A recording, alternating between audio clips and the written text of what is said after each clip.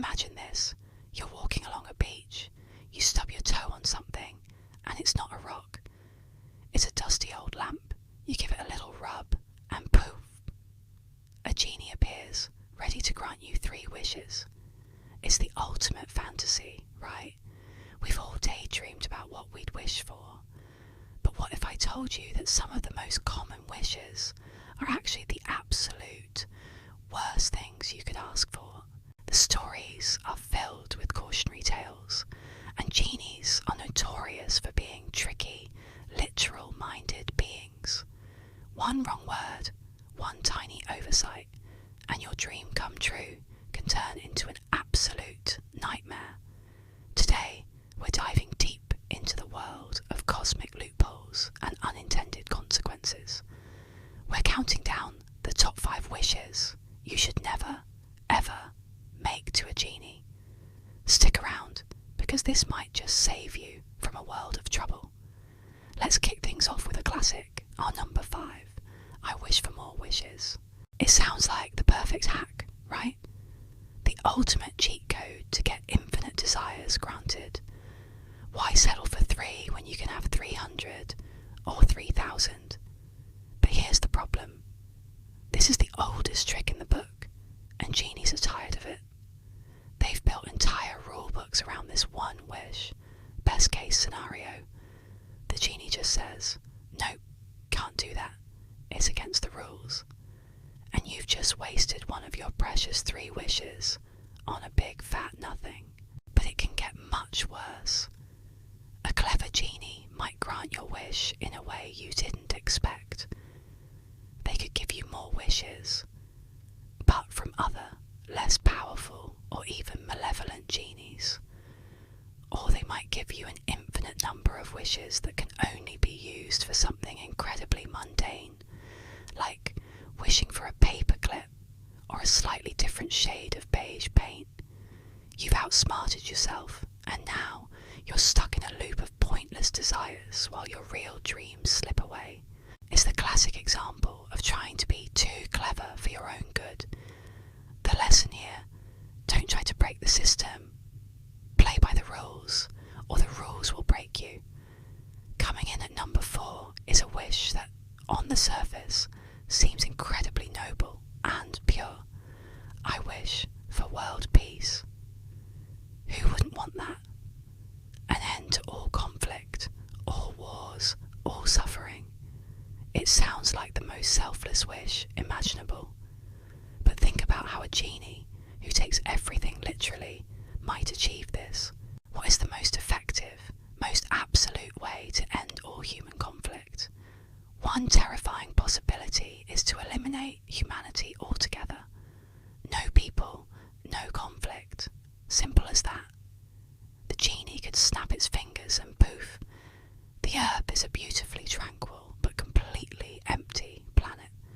Or perhaps the genie takes a different, equally horrifying route.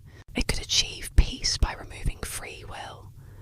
It could turn all of humanity into mindless, emotionless drones who are incapable of disagreement because they're incapable of independent thought. You'd have your world peace, but at the cost of everything that makes us human. Our love, our creativity, our passion, our very identity.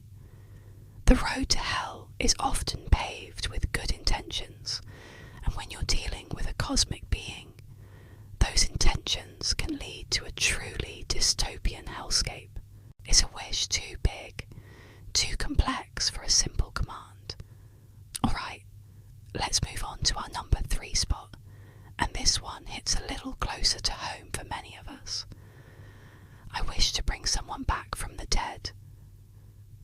The pain of losing a loved one is immense, and the temptation to reverse that loss would be almost impossible to resist. But every story, from the monkey's paw to modern horror films, warns us against this. There's a natural order to life and death, and meddling with it rarely ends well. When you wish for someone to come back, how do they come back? A genie isn't likely to perform a perfect, miraculous resurrection, they'll just reanimate the body. What you get back might not be the person you loved. It could be a soulless shell, a zombie-like creature that looks like them, but has none of their warmth or personality. It might come back wrong, disfigured, or with a terrifying memory of what lies beyond. Imagine the horror of seeing the person you cherished return as something you fear. This wish doesn't heal grief. It twists it into perpetual terror and heartbreak. It forces you to confront a monstrous version of your most cherished memory every single day. Some doors are meant to stay closed, and the door between life and death is the most important one of all. Now, for our runner-up, the wish at number 2, I wish for everyone to love me. To be universally adored. No more rejection, no more loneliness, just constant validation and affection from every single person on the planet. It sounds like a dream, especially if you've ever felt lonely or misunderstood. But let's follow the genie's logic. What would this world actually look like? It would be chaos. You couldn't walk down the street without being mobbed by adoring fans. You'd have no privacy, no personal space, no quiet moments. Your family, your friends, their genuine, earned love would be indistinguishable from the obsessive, artificial adoration of strangers. How could you ever trust that a relationship is real?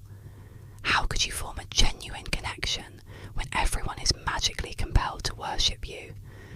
You would be the loneliest person in a world full of your biggest fans. Furthermore, this forced love would erase people's personalities. They would cease to be individuals with their own thoughts and feelings, and would instead become extensions of your ego.